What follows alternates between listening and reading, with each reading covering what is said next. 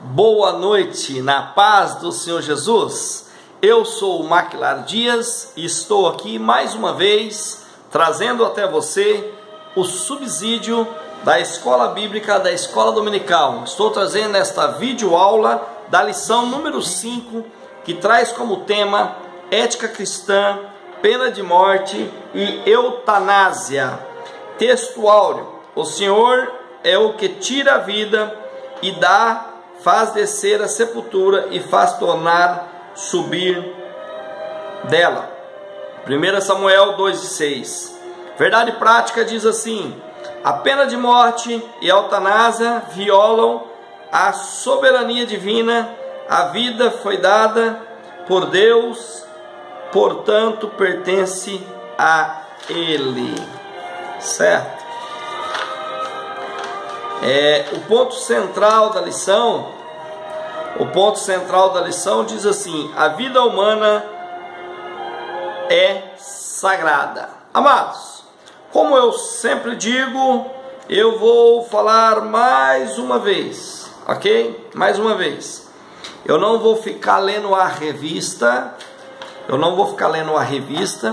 Eu acho que o aluno aplicado, ele tem que ler a revista e na sala de aula só tirar dúvida, né? Eu não estou fazendo aqui, amado, essa videoaula porque o meu conhecimento é maior que o seu, não. Eu estou fazendo aqui esta videoaula, como eu sempre digo, para somar os nossos conhecimentos, para poder esclarecer algum ponto que talvez para você ficou nebuloso e para acrescentar aquilo que você sabe. Não é nem para te ensinar, é para acrescentar aí na sua cultura, acrescentar no seu estudo, para enriquecer a sua aula em salas de aula, e é para isso que nós estamos aqui, certo? Então, nós vamos começar aqui a estudar essa rica lição. A introdução, nós vamos estudar essa rica lição e eu espero que você acompanhe aí, certo?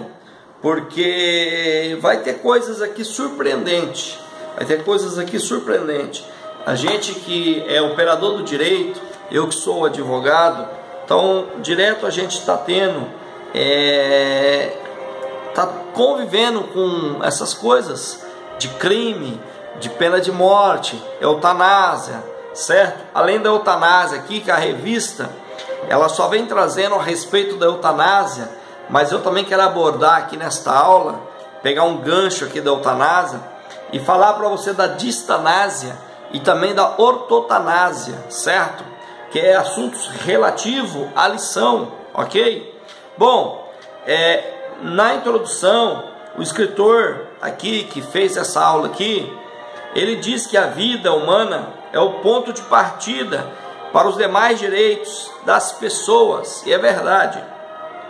E eu vou mais longe, eu vou além, eu digo mais: não tem direitos sem a vida humana, certo? Ele está dizendo aqui que o ponto de partida para os demais direitos das pessoas, né? Ela diz aqui que a vida humana é o ponto de partida para os demais direitos da pessoa. Eu digo, vou além, que não tem direito sem a vida humana, certo? Porque o direito só foi criado pela vida humana, certo? Deus criou céus e terra. Deus criou o mundo para recepcionar a vida humana, certo? Então Deus vai fazer um homem complexo, que no seu corpo tem aí 3, 4, mistura fogo, que é energia, mistura aí água, mistura ar e mistura barro, mistura os 4 elementos que nós temos na Terra em um só lugar, que é o único lugar que você vai ver esses 4 elementos juntos, e funciona perfeitamente, e é necessário, no corpo humano, que aqui tem o barro, certo? A terra, aqui tem a água, aqui tem a energia que é o fogo, certo? E aqui tem o ar, tudo junto, e funciona perfeitamente e faz necessário. Então, significa a vida humana, certo? Porque a vida humana, eu estou dizendo vida humana, porque tem a vida animal e tem a vida vegetal, que são vidas com nível abaixo da vida humana. Por quê? Porque o homem é o único ser aqui neste planeta e em todo outro planeta, certo? Porque Deus só criou a terra, certo? Para o homem habitar nela. Os céus Deus criou no plural, mas a terra foi no singular. E o homem ele é composto de corpo, alma e espírito. Ele tem a trindade. O homem é trino, corpo, alma e espírito. É o único ser que habita nesta terra, certo? Que tem esses três elementos: corpo, alma e espírito, ok? Então, eu vou além. Deus fez toda a terra, Deus fez o oxigênio, porque Ele projetou eu para respirar o oxigênio. Ele fez o ser vivo como plantas, que são seres vivos também, mas são seres vegetais. Ele faz a planta receber a claridade do sol, desenvolver a fotossíntese, para poder criar, pegar o ar carbônico e transformar em oxigênio para nós. Olha só como é que Deus nos projetou, certo? Deus ele projeta perfeitamente o ser humano, e Ele fez toda a terra e sua plenitude, como diz o Salmo 24, que toda a terra e sua plenitude, e todos que habitam nela é do Senhor. E Deus fez toda a terra e sua plenitude, a galáxia, o sistema solar, tudo para colaborar com nós, os seres humanos, tudo para corroborar com nós, está entendendo? Então, Deus fez tudo isso pensando na vida, Deus criou tudo isso pensando no ponto de partida, que é a vida humana, que é o ser humano, a coisa mais importante que Deus cria neste mundo, a coisa mais importante que Deus cria. Muito bem, amados, esta lição ela é meio polêmica, essa lição. Eu quero que você escute ela até o fim, e depois você comente embaixo, faz seu comentário, você é livre para isso, certo? Você é livre para fazer seu comentário, e eu agradeço. Faz a sua crítica também. Se você quiser curtir o canal, você curte. Se não quiser, eu não tenho esse canal aqui para ter milhões de curtidas, eu não tenho esse canal aqui para ficar rico, para ganhar dinheiro com isso, não, longe de mim isso, certo? Se você curtir, vai ser bem abençoado, eu vou agradecer se você se inscrever no canal. Mas se você quiser só assistir o vídeo, fica à vontade. Se você não concordar com aquilo que eu falo, você tem todo o direito, você está num país livre, democrático, de direito de dar a sua opinião, a sua sugestão, fazer a sua crítica e também fazer os seus elogios. Eu vou aceitar de bom grado e vou entender, certo? Primeiro ponto da revista: pena de morte nas escrituras, certo? No antigo primeiro do primeiro ponto,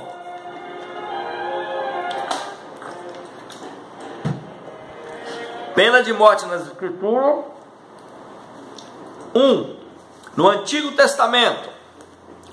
Primeiro, quem instituiu a pena de morte?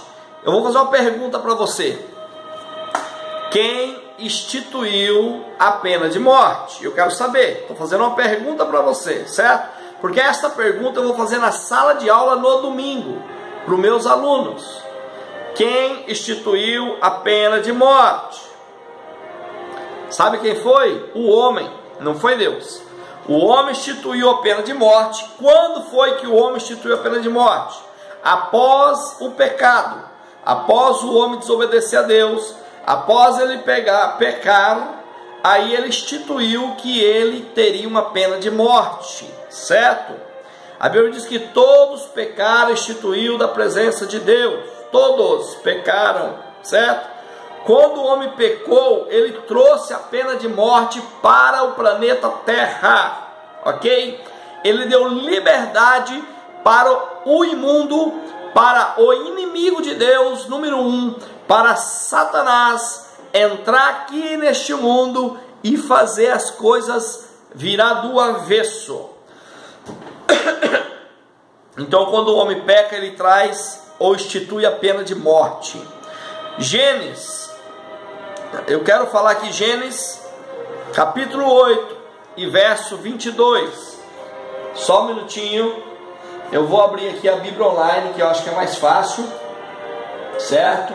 Eu vou abrir a Bíblia online aqui para nós poder ver uns rápidos versículos, para mim poder fundamentar. Irmãos, eu gosto de fundamentar tudo aquilo que eu falo. Tudo que eu falo tem base na Bíblia, tem fundamentação na Bíblia. Como eu sempre falo para meus alunos, o que eu preciso para estudar a lição da escola bíblica? Você precisa da revista e você precisa da palavra de Deus, certo? Palavra de Deus. Assistir talvez alguns vídeos como este e de muitos irmãos aí, homens de Deus, que estão colocando. Gênesis capítulo 8, certo? Gênesis capítulo 8, eu quero falar para você o seguinte, 3 pontos. Eu quero falar para você a sustentação da vida, eu quero falar para você a propagação da vida, eu quero falar para você a proteção da vida. E eu vou começar com a sustentação da vida. Gênesis capítulo 8 e verso 22, certo? Diz assim, ó: enquanto a terra durar, sementeira e cega, e frio e calor, e verão e inverno, e dia e noite não cessarão. Quer dizer, isso aqui é o que? A propagação da vida. Está lá a Bíblia dizendo, enquanto a terra durar, sementeira e cega, vai ter semente para você plantar, vai ter cega para você colher, certo? Para você cegar, para você colher a lavoura, certo? Também a Bíblia diz que vai ter o frio e o calor, porque precisa da temperatura na terra, até para os alimentos crescer, certo? Tem alimento que se desenvolve no frio, tem outros que desenvolvem no calor. E também a Bíblia está dizendo ali nesse versículo, que terá o verão e o inverno, e dia e noite, vai ter o dia para você trabalhar, e a noite para você descansar, e não cessarão até a terra durar. Isso é o que? Isto é a sustentação da vida. Deus vai sustentar a vida, certo? A vida. Vamos ver agora o capítulo 9, para complementar esse raciocínio. No capítulo 9, no verso 2, na parte B do versículo 2, diz assim, ó, tudo o que se move sobre a terra, tudo que se move sobre a terra, ainda na sustentação da vida, tudo que se move sobre a terra, e todos os peixes do mar, nas vossas mãos são entregues. Entendeu? Todos. E o verso 3 ainda diz assim, olha aqui o verso 3. Tudo quanto se move, que é vivente, será para vosso mantimento, sustentação da vida. Tudo vos tenha dado como a erva verde, certo? Como a erva verde. Olha só, a sustentação da vida. Aqui, amados, aqui é Deus falando para Noé, depois do dilúvio, é Deus falando para Noé que ele vai sustentar a vida, ele vai dar calor, ele vai dar frio, ele vai dar o outono, ele vai dar o inverno, ele vai dar o verão, ele vai dar a noite para o homem descansar, ele vai dar o dia para o homem trabalhar, ele vai dar a cega, ele vai dar a sementeira enquanto a terra durar. É Deus dando a sustentação da vida. Então Deus é a favor da vida, certo? 2, propagação da vida. Agora é a propagação da vida. A vida tem que viver, o homem tem que multiplicar. Isso é a propagação da vida. Está em Gênesis também, capítulo 9 e verso 7. Vamos ver aqui alguma coisa. Mas vós frutificai, multiplicai-vos, povoai abundantemente a terra e multiplicai-vos nela. A propagação da vida, não é? A vida não acaba com a sua família aqui e acabou o homem, não. Propaga a vida. Eu quero que o homem multiplique sobre a face da terra, certo? Isso aí é a propagação da vida, certo? Deus é a favor da vida e não da morte. Gênesis 3, Gênesis 9, 5, 6, a proteção da vida agora. Agora está vendo aqui que Deus deu a sustentação da vida, Deus deu a propagação, a continuação da vida, e agora Deus dá a proteção da vida. Vamos ver. Proteção da vida aqui, ó. Certamente requererei o vosso sangue. Certamente requererei o vosso sangue. O sangue das vossas vidas. Requererei. Da mão de todos os animais requererei. Como também da mão do homem. E da mão do irmão de cada um requererei a vida do homem. Quem derramar o sangue do homem, pelo homem o seu sangue será derramado, porque Deus fez o homem conforme a sua imagem.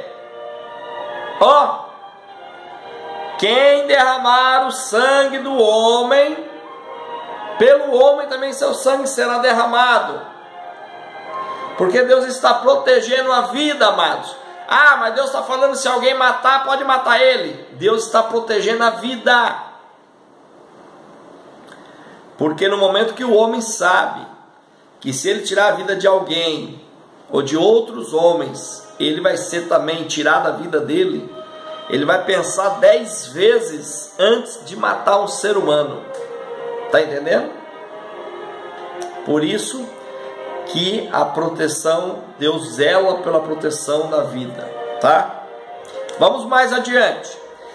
Mas o salário do pecado é a morte. Por quê? Porque o pecado trouxe a pena de morte para o planeta Terra. Ponto 2. No Novo Testamento, aqui eu estou falando no Velho Testamento, agora vamos para o Novo Testamento. Novo Testamento. Paulo,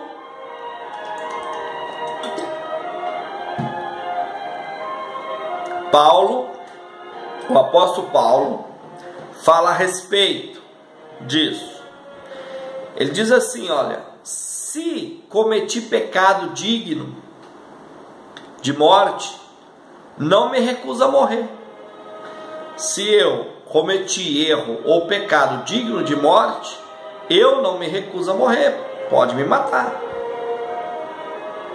Certo? Amados, os cristãos da época de Paulo e de Jesus, eles viviam sobre as ordens romanas, onde tinha pena de morte, e não contestava sobre isso. Por quê? Por quê? Jesus, Pedro, Paulo, Tiago, os apóstolos, eles viviam sobre o regime dos romanos, que tinha a pena de morte, e eles não contestavam sobre a pena de morte. Por quê? É uma pergunta que eu estou fazendo para você. Por quê? Só que se você for analisar os judeus, os conterrâneos de Jesus, os israelitas, também usavam este método. Eles também aplicavam a pena de morte. Lembra da mulher adúltera? Senhor, pegamos esta mulher adulterando. O que a lei diz que tem que apedrejar? Pena de morte.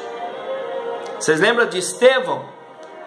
Estevão recita a Bíblia, o Torá, o Pentateuco, e os homens pegam Estevão e apedrejam, mata ele, pena de morte. Paulo olha, é jogada a roupa de Estevão aos pés de Paulo, ele consente com aquilo, porque ele era o doutor da lei, ele era um operador do direito, ele era um advogado, ele era um escriba, ele era um doutor nas leis, formado aos pés de Gamaliel. E ele, como um advogado ali, representante do Sinédrio, da corte, ele permite. Por quê? Porque o judeu adotava a pena de morte da mesma forma que os romanos adotavam, certo? Só os meios que era diferente, porque enquanto o judeu, a lei capital dele, que era a pena de morte, era por apedrejamento, a lei dos romanos, que era a lei capital dos romanos, era crucificação. Mas os dois tinham a pena de morte instituída no seu ornamento jurídico, certo? Paulo fala em Romanos 13 e 4, Vamos ver o que Paulo fala em Romanos 13:4. Vamos ver? Vamos ver aqui o que ele fala em Romanos 13:4. Olha aqui. Porque ela é ministro de Deus para teu bem.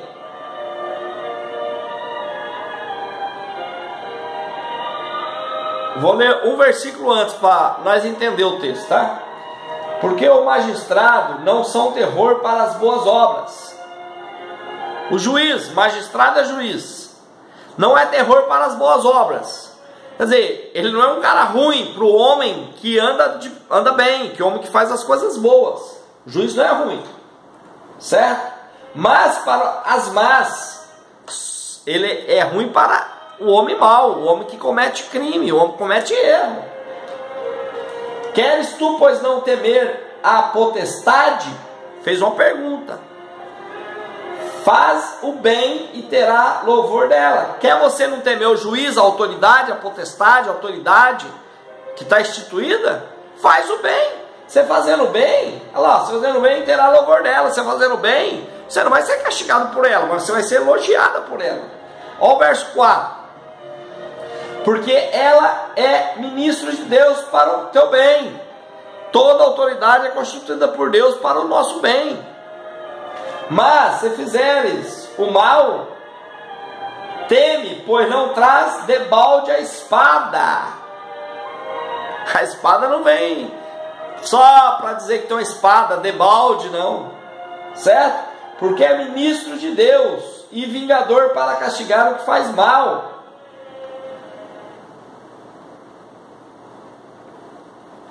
Quer dizer, Paulo está dizendo, se você não quer ser castigado, você não quer cair na espada. Espada para que é? É para alisar. Espada não é pena não, irmão. Ó, degolar. Paulo está dizendo, você não quer que se use a espada em você? Que a espada não é trazida para debalde não, só para apresentação, só de boniteza não. Espada é para ser usada. Você não quer que ela seja usada em você? Então, faça o bem. É forte, irmão. O tema é forte. Será que Paulo era a favor da pena de morte?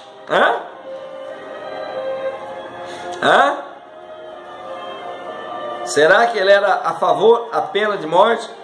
Para que serve espada? Paulo está falando ali para que serve. E nós? Outra pergunta. Nós temos pena de morte no Brasil? O que você acha? Nós temos pena de morte no Brasil? Olha, lá na Constituição de 1988, que é a nossa Constituição vigente deste país, na Constituição Federal, no artigo 5º em diante, você vai achar que nós temos a pena de morte no Brasil instituída em caso de guerra, certo? Em caso de guerra se institui a pena de morte, que está bem clara lá na Constituição, tá bom? Tá bom, irmão. Nós temos uma pena de morte se o país entrar em guerra, mas é só essa pena de morte que nós temos? Não.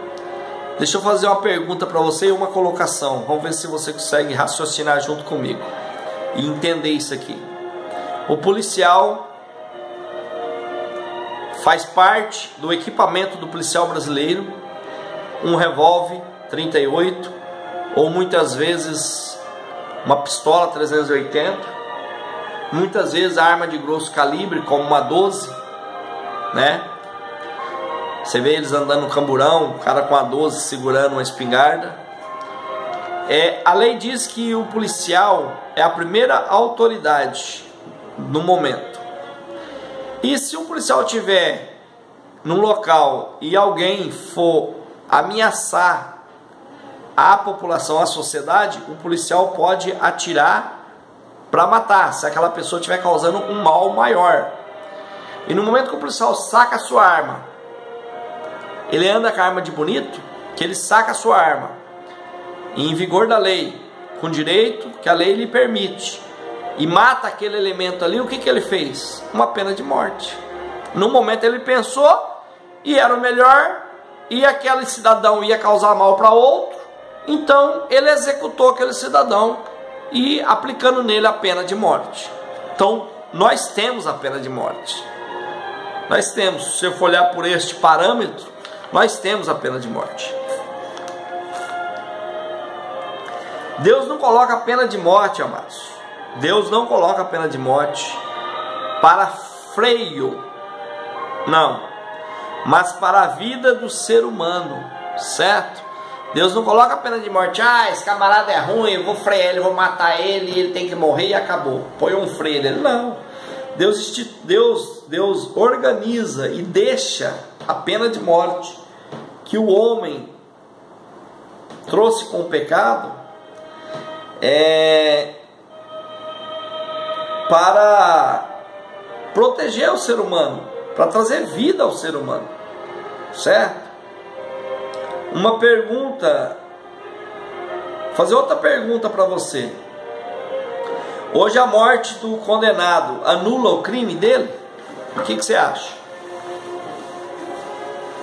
Você acha que a morte do condenado anula o crime dele?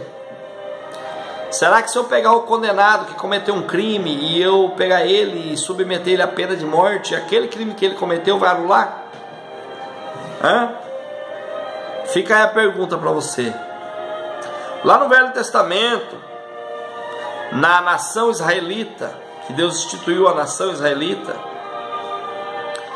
você pode olhar nas leis que Deus deu para Moisés, que Deus, ele não manda Moisés fabricar ou construir cadeia. Você pode ver que não tem cadeia.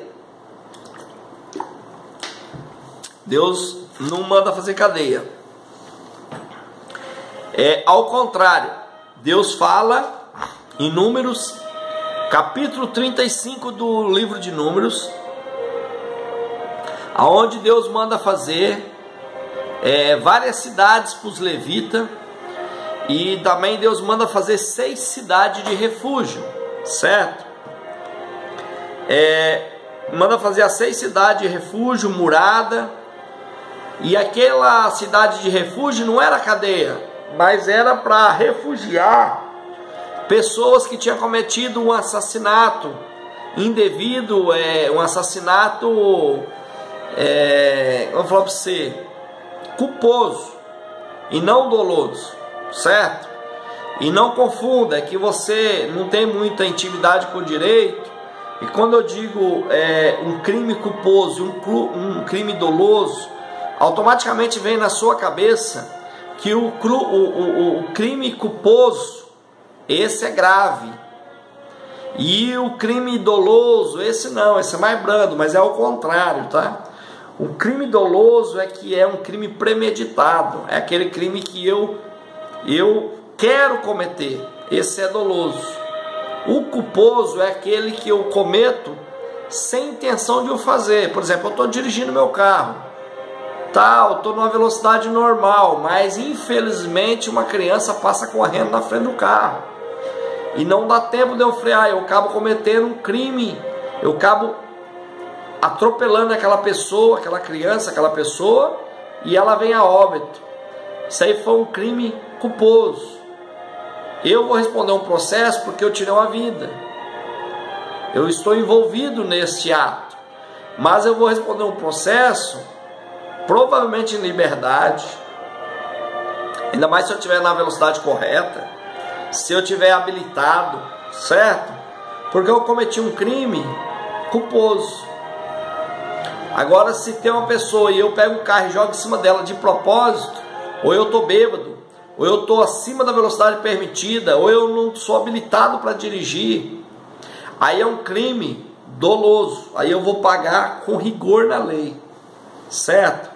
Então a cidade de refúgio era para refugiar aquelas pessoas que cometiam crime culposo, acidente, sem querer, esbarrou no cara, ele caiu, bateu a cabeça, ele estava trabalhando com uma foice, de repente a foice escapou, pegou na pessoa, matou.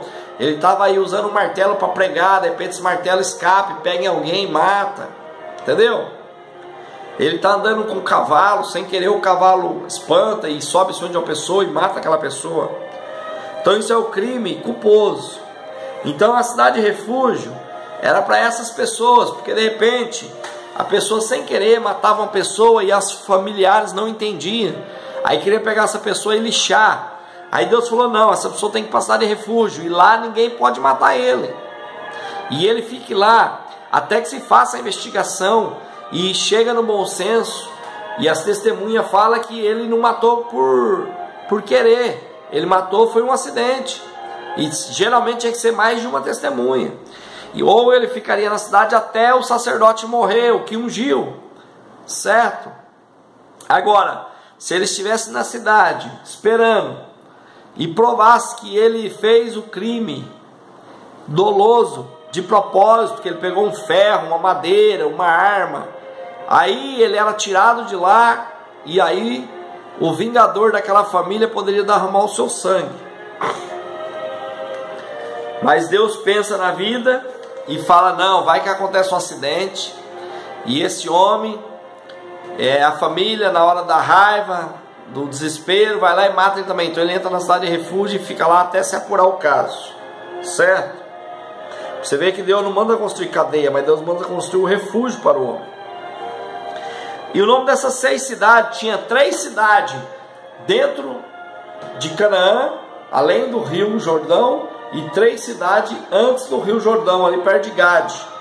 E as 6 cidades, o nome delas são Quedes, que ficava em Naftali, perto de Siquém, perto dos morros de Efraim. Kiriat ficava em Hebron, em Judá, os morros de Judá. Bezer ficava em Jordão, perto de Jericó. Ramote ficava no planalto de Rubens, nos morros. Golã ficava na tribo de Gade, em Gileades. E Bazão ficava perto da tribo de Manassés, tá? Essas são as 6 cidades de refúgio. Amados, olha que interessante. Jesus, quando estava na frente de Pôncio Pilatos, eu estou trazendo aqui para você alguns estudos para você refletir, entender que Deus não instituiu a pena de morte. Deus quer. Eu falei para você lá em Gênesis, eu falei para você o que Deus fez. Eu falei para você que Deus deu a sustentação da vida, que Deus deu a propagação da vida, que Deus deu a proteção da vida. Aí Deus vem fazendo as leis para os homens em Israel. Só que também você tem que entender que as leis de Israel eram para um país específico, não é para a humanidade. E Deus vem fazendo a lei, certo? Apesar que a cidade de refúgio, tanto era um israelita que podia usar ela, como um estrangeiro que estava habitando ali. E você vê que Deus vem, não foi ele que instituiu a pena de morte, ele só legalizou ela. Quem instituiu a pena de morte foi o homem ao pecar, certo? Então, olha que interessante, Jesus, quando ele estava na frente de Pôncio Pilatos, ele foi ameaçado por Pôncio Pilatos, certo? E Pilatos falou para ele desse jeito, ó. Você não sabe que tem o poder de lhe tirar a vida? Pilatos olhou para Jesus na frente dele e falou, rapaz, você não sabe que eu tenho poder para tirar a sua vida? Você não sabe que eu represento o Estado de Roma, certo? Ele estava dizendo que era representante do Estado e tinha poder de executar a pena de morte. Ele poderia simplesmente pegar Jesus e matar, se ele entendesse que Jesus tinha cometido um crime. E Jesus falou o que para ele? Você não teria este direito, ou você não teria este poder, se o Pai não tivesse lhe dado. Olha aqui, Jesus, você sabia que eu sou instituído, eu tenho poder para tirar a vida? Jesus falou assim, sabia, eu sei disso, você tem poder de tirar a vida. Mas você não teria esse poder se o Pai que está no céu não tivesse te dado. Amados, vamos refletir. Jesus reconheceu a autoridade de Pilatos em executar a pena de morte, certo? Jesus não falou para ele assim, como que é, rapaz? Oxe, você está doido? Você não tem direito de tirar a vida, você não pode tirar a vida, isso é pecado, Deus não permite isso, para com isso, que você tem autoridade para tirar a vida de quem? Não. Ele falou, sabia que eu tenho autoridade de tirar a vida? Jesus falou, sei, eu sei que você tem essa autoridade. Jesus não questionou, falou, só que essa autoridade foi lhe dada por Deus. Foi lhe dada por Deus essa autoridade. Por que Jesus falou isso? Porque a palavra de Deus diz que toda a autoridade ela é dada por Deus. E a Bíblia ainda diz que nós temos que orar pelas nossas autoridades. Certo? Jesus não questionou a pena de morte. Jesus só disse para ele que quem tinha dado autoridade para ele era Deus. E daí? E daí?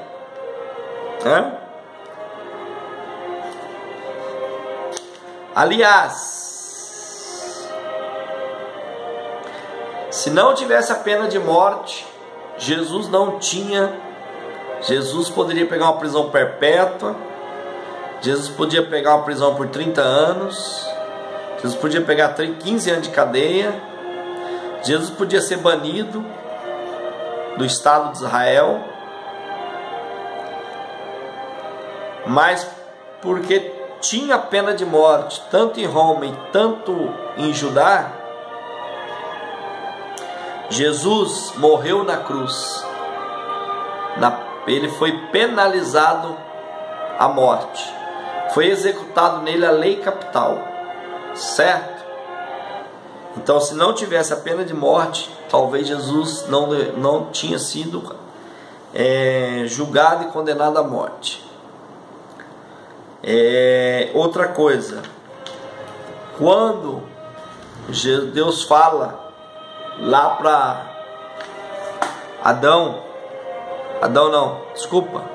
para Noé, no capítulo 9, o verso 6 de Gênesis, que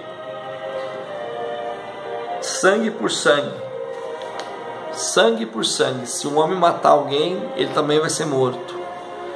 E para nós ter a nossa salvação, tinha que ser sangue por sangue, e tinha que ser um sangue melhor que o nosso, tinha que ser um sangue melhor do que o de Adão, tinha que ser um sangue puro, tinha que ser um sangue sem pecado. Então Jesus morreu na cruz para poder dar o sangue dele por nossa vida. Nós só somos salvos porque foi sangue por sangue. Jesus deu o sangue dele carmesim, o sangue dele puro, o sangue dele limpo, o sangue dele sem pecado, para poder salvar a nossa vida. Você entendeu? Jesus foi penalizado à morte, porque sangue por sangue, para salvar todos os homens, pelo derramamento do sangue de Jesus lá no Calvário. Agora, e se eu provar para você? Meu Deus. E se eu provar para você, através da Bíblia,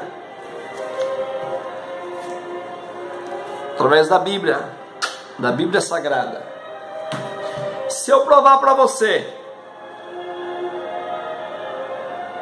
que a pena de morte é uma condições ou um estado natural e permanente.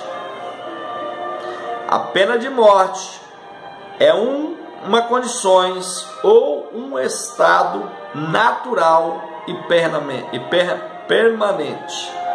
Por isso que eu falei para você que a pena de morte, quem trouxe ao mundo foi o homem ao pecar. Vamos ver o que Jesus fala? João capítulo 3 e verso 17 e o 18 diz assim, ó: porque Deus enviou o seu Filho ao mundo, não para que condenasse o mundo, mas para que o mundo fosse salvo por ele. João 3 e 17. Por que Deus enviou o seu Filho ao mundo? Não para que condenasse o mundo, amados. Por quê? Sabe por quê? Porque o mundo já estava condenado. O mundo já era condenado. Quando Jesus veio no mundo, o mundo já estava condenado. certo? Mas para que o mundo fosse salvo por ele, só pode ser salvo aquele que está perdido, só pode ser salvo aquele que está perdido, só pode ser salvo aquele que está se afogando, só pode ser salvo aquele que é errado, só pode ser salvo aquele que está morrendo. Então o mundo estava morrendo, o mundo estava perdido, e Jesus veio não para condenar o mundo já estava condenado, mas ele veio para salvar o mundo, certo? 18. Quem crê nele não é condenado. João 3,18. Quem crê nele não é condenado, mas quem não crê já está condenado. O mundo já está condenado, irmão. O mundo já está condenado.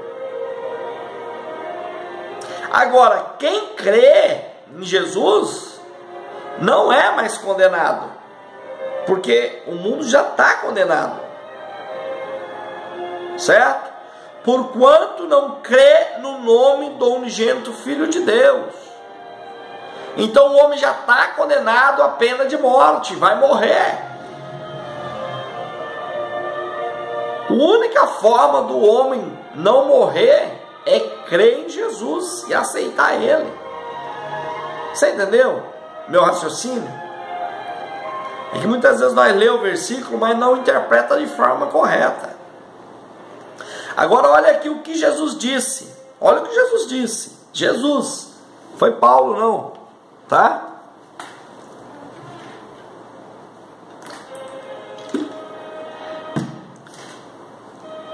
Olha o que Jesus disse em Mateus capítulo 26 e verso 2.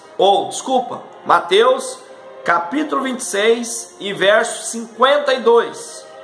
Então Jesus disse: embanha, guarda a tua espada, porque todos os que lançarem mão da espada, a espada morrerão. Se você matar alguém, Pedro, com essa espada, a espada também te matarão, porque aqui tem pena de morte. Se você usar a espada contra os outros, contra você vai ser usada a espada também. Sangue por sangue, vida por vida, dente por dente, olho por olho. Ó.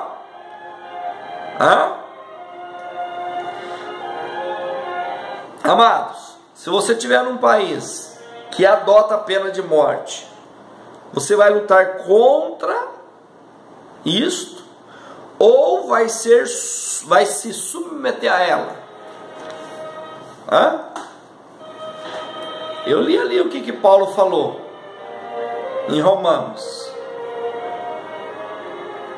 Se você não quer subjugado pela lei, pelo meritíssimo, pelo juiz, anda direito, porque a espada não é debalde, a espada não é de enfeite, a espada é para cortar pescoço e cortar de quem anda fora da lei, quem é mau, quem é desobediente.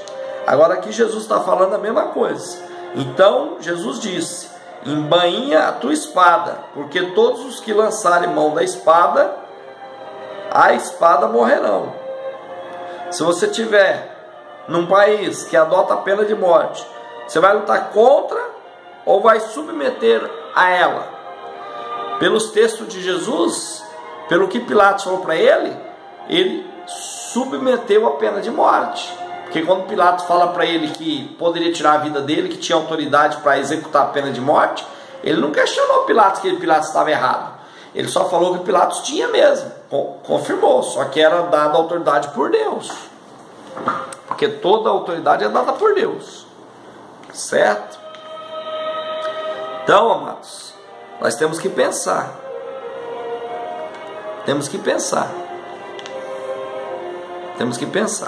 ok? Encerrando aqui esse assunto de pena de morte, vamos entrar agora no ponto 2 da lição, que fala sobre a eutanásia, certo? Eutanásia, conceitos e implicações. Primeiro, conceito de eutanásia significa boa morte. Eutanásia é a junção de duas palavras, tá? que traduzida significa boa morte ou morte de misericórdia. Certo? Bom, geralmente se dá em paciente terminal. A eutanásia se dá num paciente que ele está num estado de vida terminal, que a sua doença que ele contraiu não tem mais cura, está desenganado pela medicina, e às vezes ele está sofrendo. Então existe a eutanásia passiva e a eutanásia positiva, certo? Tem o passivo e o positivo. Desculpa, o passivo e o ativo, certo?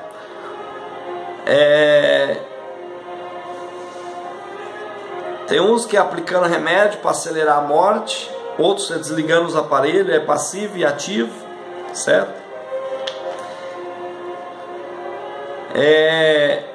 Ou você faz, que é a eutanásia, você vai lá e tipo aplica uma injeção letal na pessoa ou desliga o equipamento. Ou você, quando você dá condições, por exemplo, tem uma máquina funcionando e o cara ainda está com a sua razão, e ele chama você e fala assim: meu, por favor, desliga a máquina, comete a eutanásia, pula, eu não estou aguentando, estou sofrendo muito. Você não tem coragem de fazer a eutanásia, você pega e dá o controle na mão dele: olha, esse controle aqui é da máquina, se você apertar esse botão, a máquina desliga. Aí se o próprio paciente fizer isso, desligar a máquina e a máquina parar de funcionar, e ele vir a óbito, então ele cometeu, aí não é eutanásia, aí é o suicídio, tá? Suicídio assistido e consentido por aquela pessoa que deu o controle para ele. Então essa pessoa pode ser, ela vai ser provavelmente, se for provado, incriminado pelo Código Penal, certo? Agora eu vou fazer outra pergunta para você. Que essa revista aqui, essa lição, ela é polêmica e dá para fazer bastante pergunta.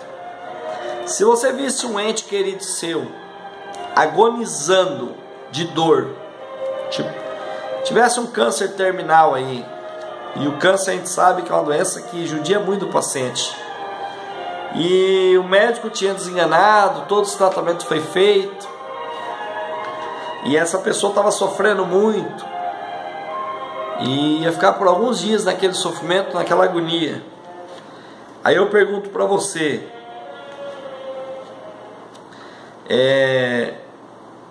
você tinha coragem de praticar eutanásia? Ou de fazer um suicídio assistido?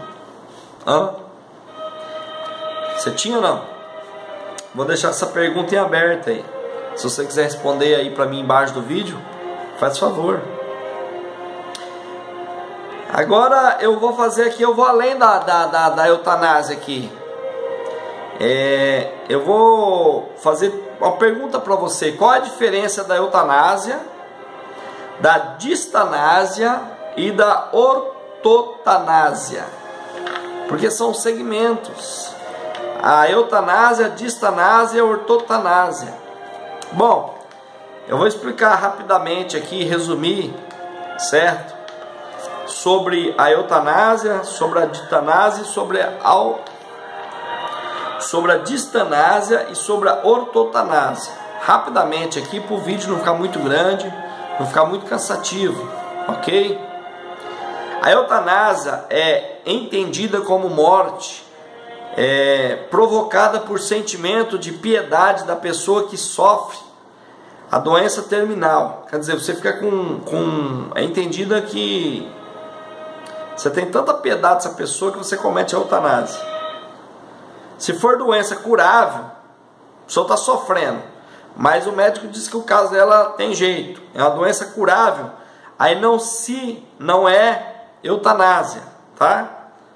Mas aí é um homicídio tipificado no artigo 121 do Código Penal Brasileiro. Olha, ela está sofrendo muito, mas ela vai recuperar, a doença dela tem cura. Você vai lá e comete a eutanásia, não é eutanásia. Aí é homicídio tipificado, certo? Está no artigo 121 do Código Penal Brasileiro, ok? Não há no nosso ordenamento jurídico previsão legal para a eutanásia. Tem país que a eutanásia ela tem previsão legal na lei daquele país, certo? Acho que só tem 2 ou 3 países. Mas no nosso ordenamento jurídico não tem previsão legal para a eutanásia, certo? Se você fizer, você vai ser considerado que você cometeu um homicídio. Porém, nós entendemos o ordenamento jurídico, Código Penal do Brasil, vai entender que você cometeu um homicídio privilegiado, certo? O parágrafo 1º do artigo 121 do Código Penal diz assim, inciso 1º, se o agente comete o crime impelido por motivo de relevante valor social ou moral, ou sob o domínio de violenta emoção, logo em seguida, a injusta provocação da vítima, ou o juiz pode produzir a pena de 1/6 a 1/3, entendeu? Se o que motivou a pessoa a levar a pessoa ao óbito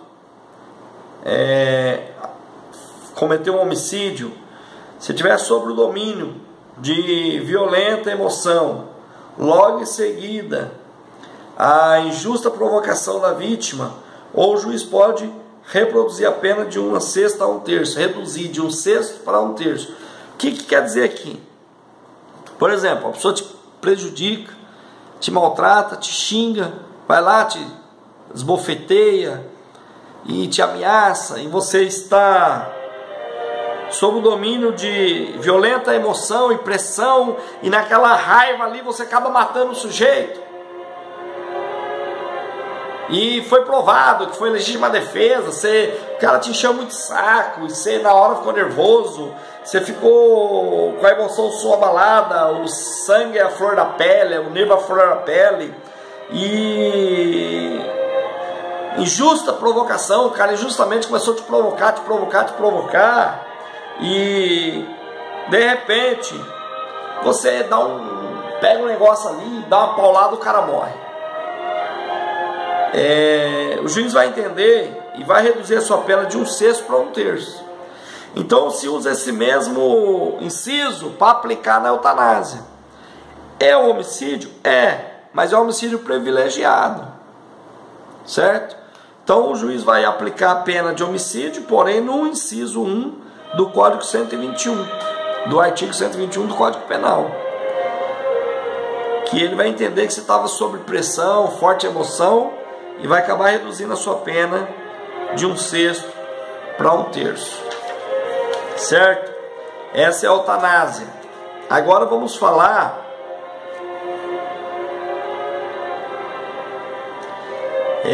da distanásia.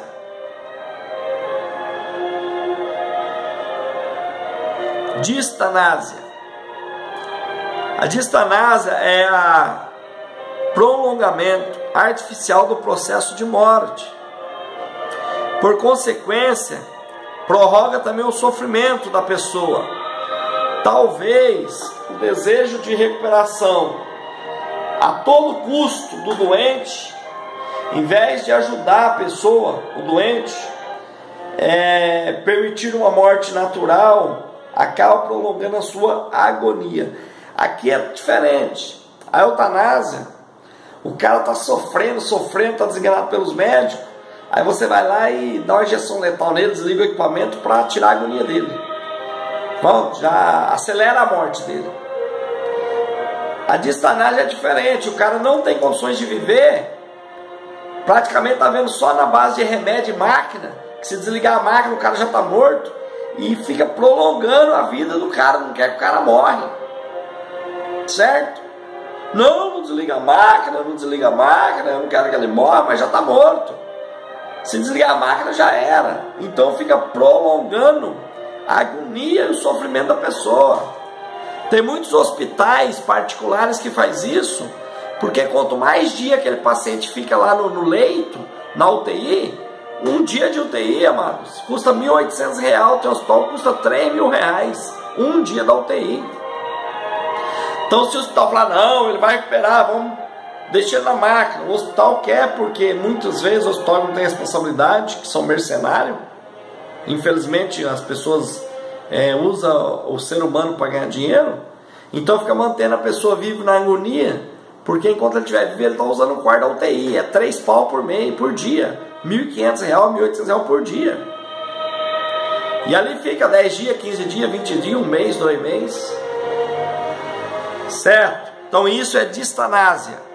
Quando você vai distanciando o cara da morte mesmo, ele desligar o aparelho, vai ter uma morte natural, saudável, não vai parar de sofrer, porém, você fica distanciando a morte dele. Por isso que chama distanásia.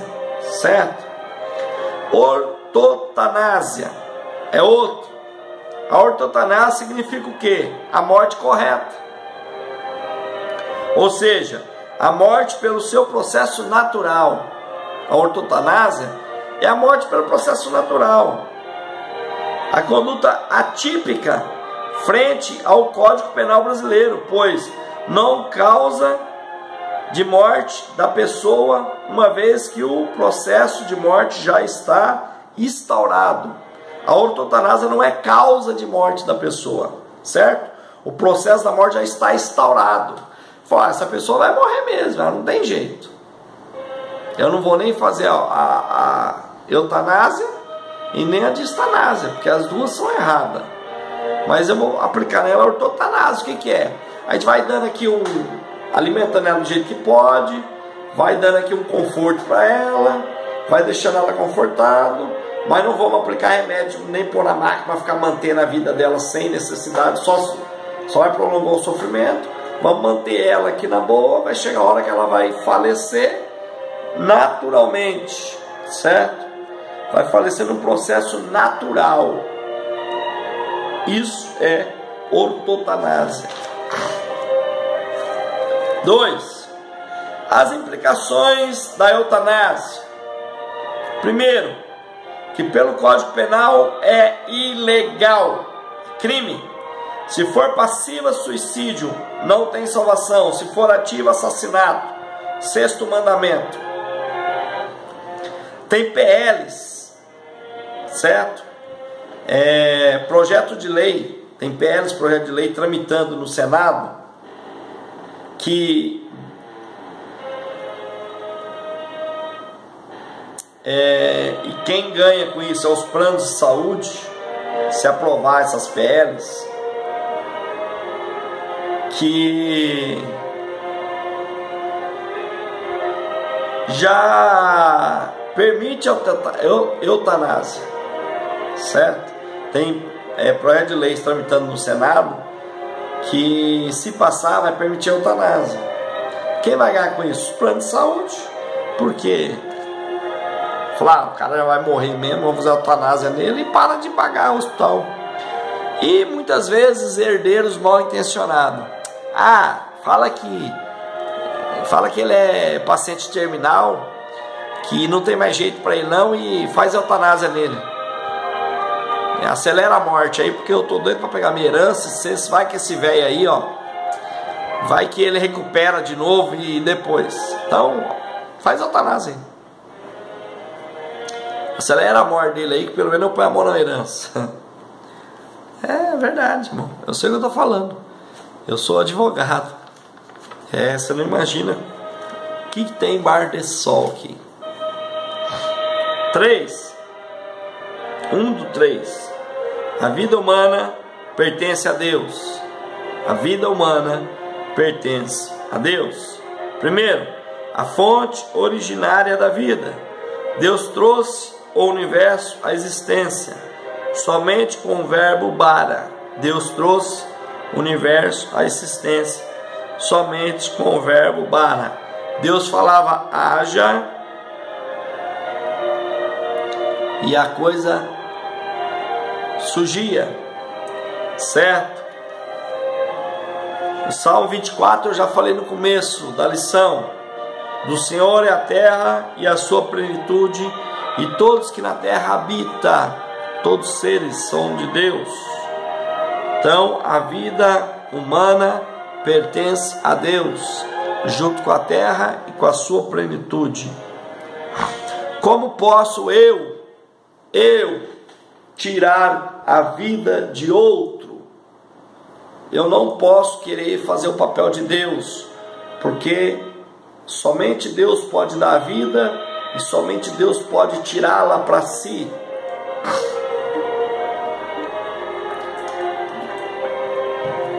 Então eu não posso brincar de Deus, certo? Porque quando morre um ente querido, nós choramos. Por quê?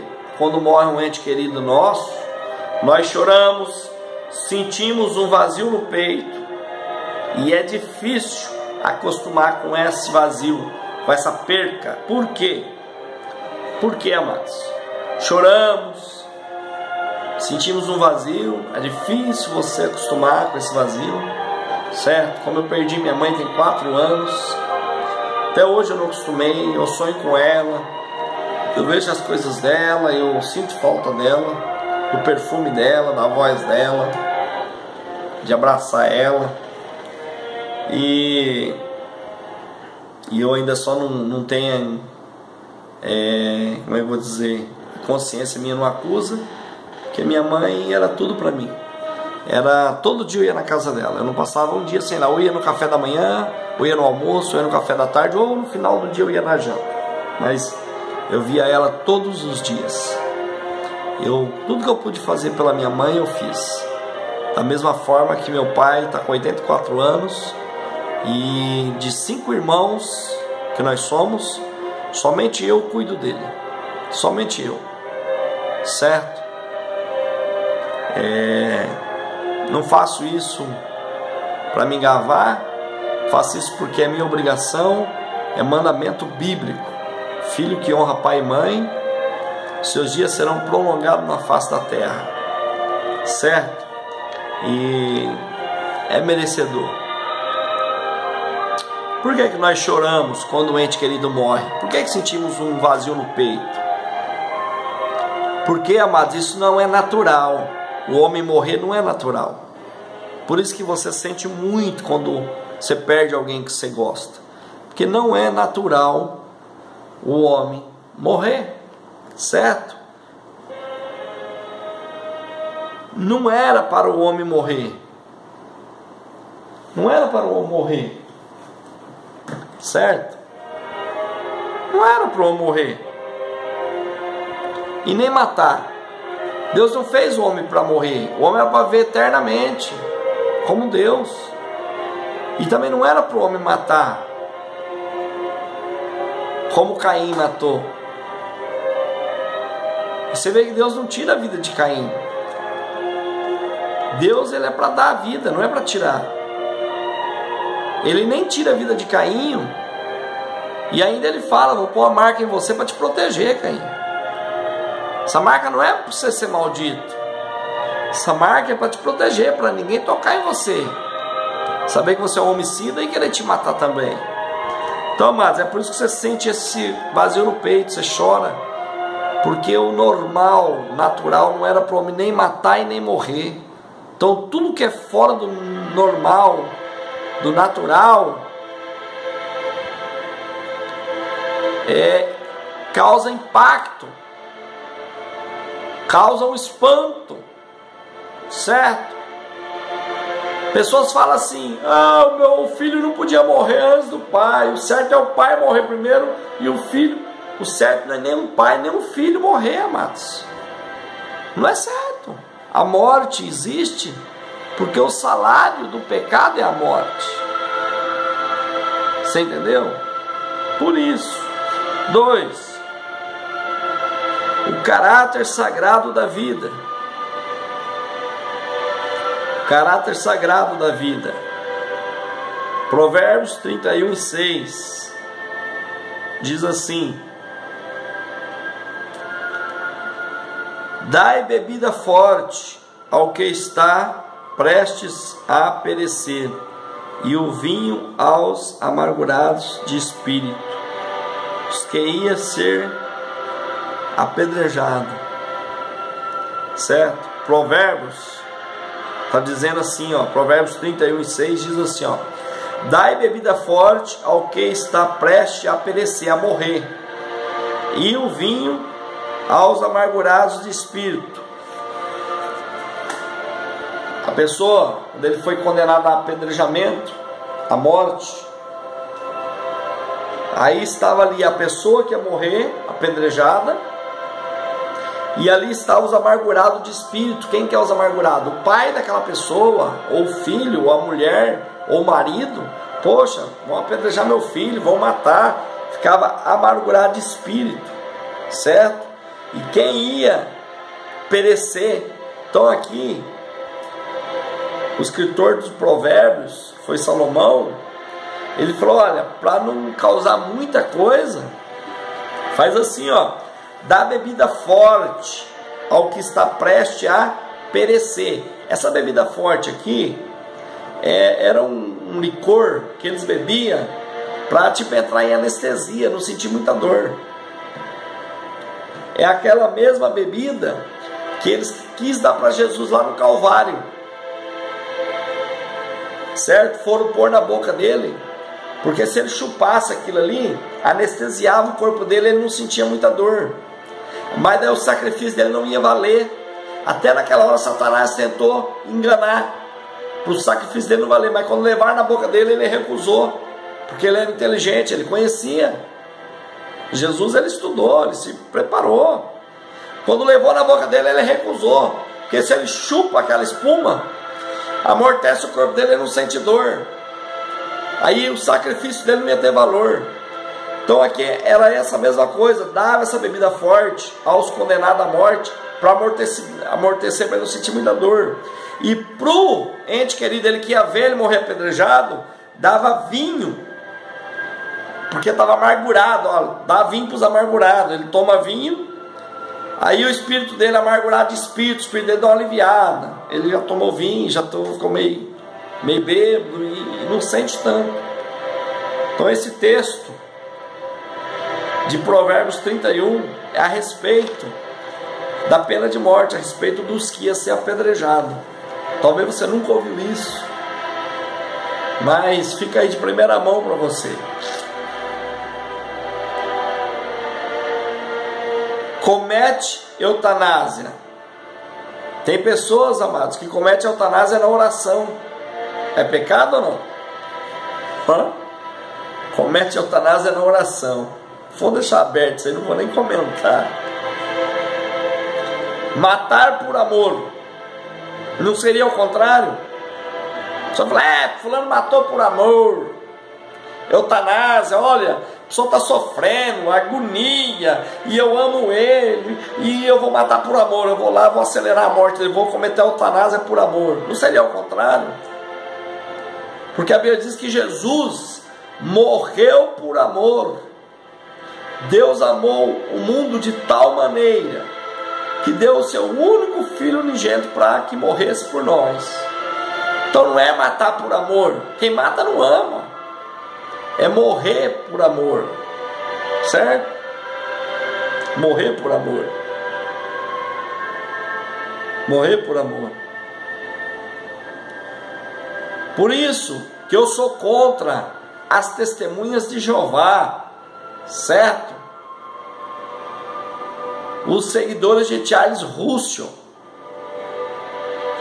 os ex-torre de vigia, os ex-estudantes da Bíblia, entre aspas, os seguidores de Russell.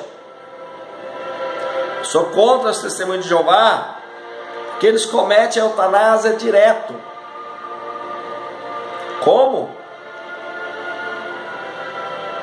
Como que sempre eles usam a eutanásia? Que eles têm uma doutrina diabólica, que eles não sabem traduzir a Bíblia, que a Bíblia diz que eu não posso fazer uso do sangue. Fazer uso do sangue, amados, é eu comer sangue de animal, que o sangue é a vida do animal. Eu falei aqui no começo que o homem tem corpo, alma e espírito. O animal só tem corpo e o sangue, que é a sua vida. Então você não deve comer a vida do animal, você deve jogar na terra. Mas não é você fazer transfusão de sangue, você não está usando, comendo sangue, está fazendo transfusão na veia. Isso é vida. E João 3,16 diz o que? 1 João 3,16. Quer ver o que 1 João 3,16 fala?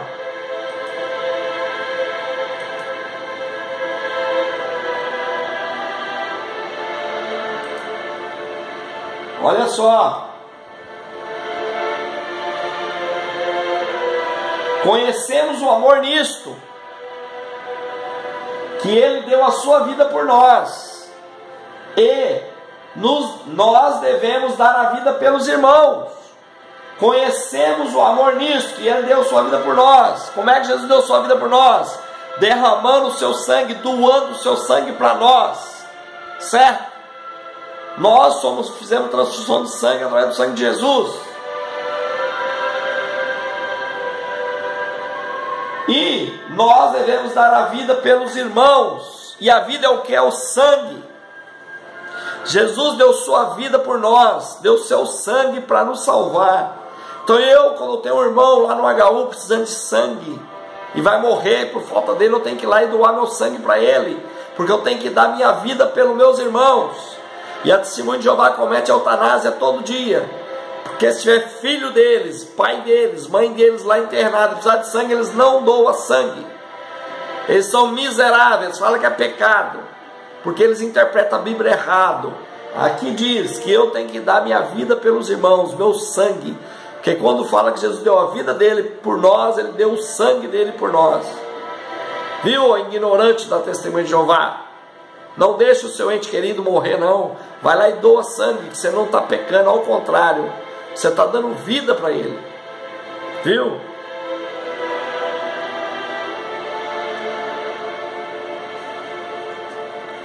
Outra coisa para nós entrar no encerramento.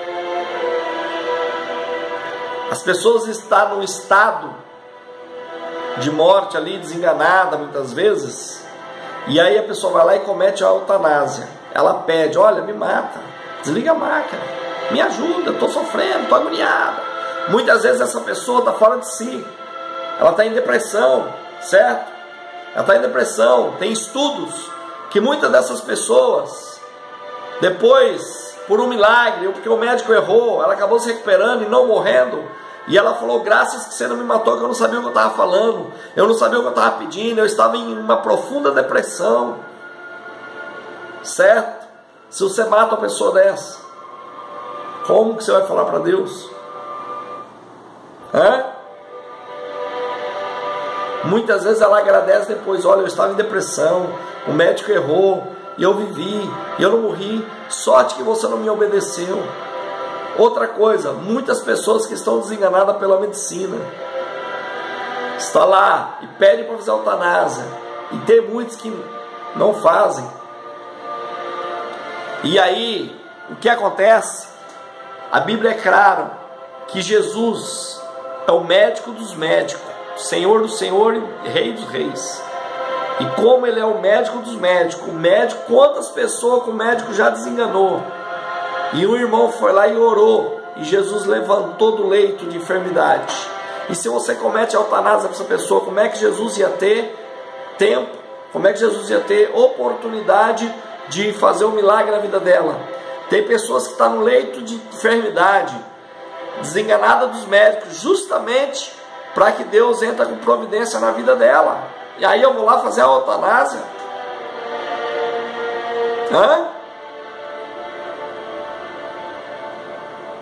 O rei Ezequias estava desenganado, estava na cama para morrer, e Deus deu mais 15 anos de vida para ele. A filha de Jairo já estava morta, porque até onde já não tem mais vida, Deus ainda entra com a vida. A filha de Jairo estava morta, Jesus foi lá e ressuscitou. E falaram: não precisa nem Jesus ir lá não, já morreu. Que? Lázaro já estava 4 dias morto, Jesus foi lá e ressuscitou. Eutico caiu da janela, quebrou o pescoço. Paulo orou e Deus ressuscitou. O filho da viúva de Naim estava morto. Jesus foi lá em Naim e ressuscitou.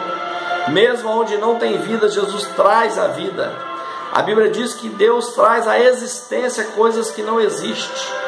Quer dizer, o morto já não tem mais fé, já não tem mais fôlego de vida, já não tem consciência, não tem mais nada. Já está no sono do esquecimento. E Deus traz à existência aquilo que não existe mais. O fôlego de vida no morto, no cadáver. O sangue voltar a correr nas suas veias. Quanto mais uma pessoa que está no leito de enfermidade, desenganada pela medicina tradicional. Aí Jesus fala, mas eu sou o médico dos médicos, eu não me enganei ainda, eu não desenganei. Para mim tem jeito. E você vai cometer uma eutanásia, um assassinato. Você vai ter coragem de fazer isso? Eu creio que o verdadeiro cristão, não. Porque Deus não é contra a vida. Como eu te expliquei aqui, não foi Deus que instaurou a pena de morte, mas foi o homem ao pecar. Certo? Eu vou ler aqui a conclusão. Conclusão. A vida humana, a sua sacralidade e dignidade tem origem em Deus. A vida humana é original de Deus e somente quem tem o poder para tirar ou para dar é Deus. Assim eu encerro essa aula. Espero que você compreendeu. E continue orando por nós. Eu sou o Maclar Dias. Eu moro no estado do Paraná, no norte do Paraná, na cidade de Londrina. Certo? Eu sou da Assembleia de Deus da Missão. Sou obreiro atuante aqui. Sou advogado por profissão. Sou empresário, tenho uma empresa. Eu não faço isso, essas aulas, e nem faço congresso, e não vou dar estudo, e nem prego por dinheiro, certo? Porque Deus me deu uma boa profissão. Eu sou grato a Deus por tudo que Ele me deu. Sou filho de pedreiro, filho de família pobre, mas Deus me deu condições, me deu uma boa profissão. E eu não cobro um centavo para pregar aí na sua cidade, para trazer um estudo em qualquer nível, escatologia, milênio, para casal, para jovens, para adolescente, para criança, para igreja, pregar em congresso, ou até dar uma aula da escola dominical aí na sua sala. Entre em contato conosco. O meu WhatsApp é 043 99689 3135.